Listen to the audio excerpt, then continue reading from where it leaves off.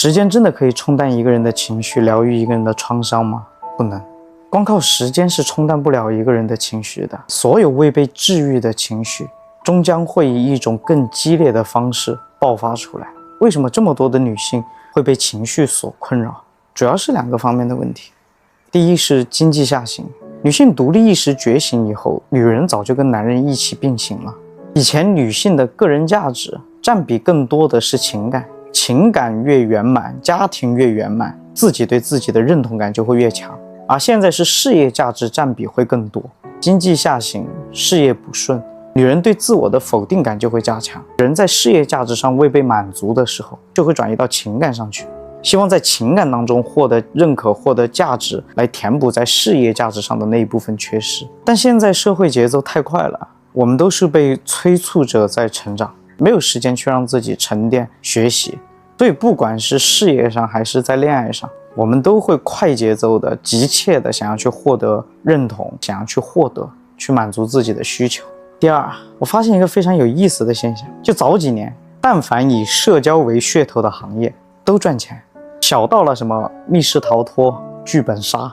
但在2、3年之后，以社交为噱头的很多行业都开始衰退，因为现在的女人不想社交了，都只想独处，格外的享受一个人的生活。但从心理学上来说，越来越享受独处的人，他会慢慢的去弱化掉自我情绪表达的能力。我们在潜意识里面会希望我的伴侣是跟我心照不宣的，是非常懂我的。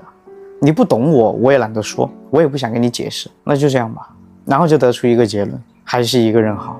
但你内心积压的情绪，它不会因为你回归到一个人的状态它就消失，反而是一直深藏在内心，压抑自己。那我们该如何去疗愈自己的情绪？第一，情绪具象化。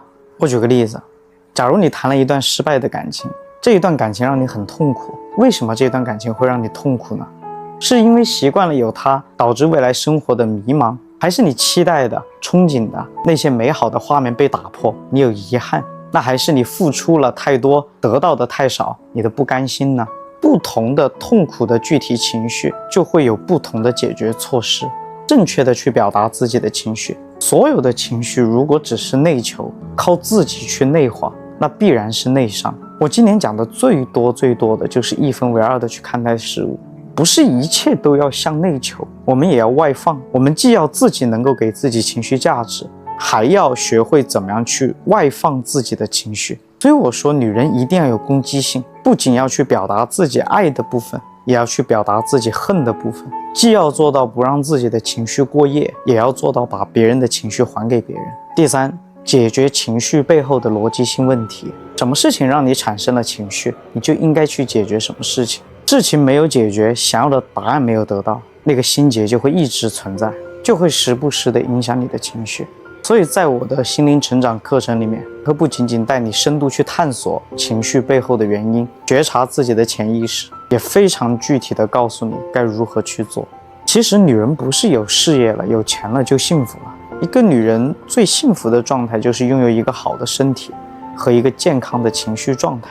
因为一个女人最有魅力的样子就是外放的生命状态和饱满的能量。如果你正在被情绪裹挟，如果你想要去探索自己的潜意识，如果你想要拥有一个非常良好的生命状态，建立强大的内在力量，想拥有自我解决负面情绪的能力，都可以来连接我，来听听这一节课。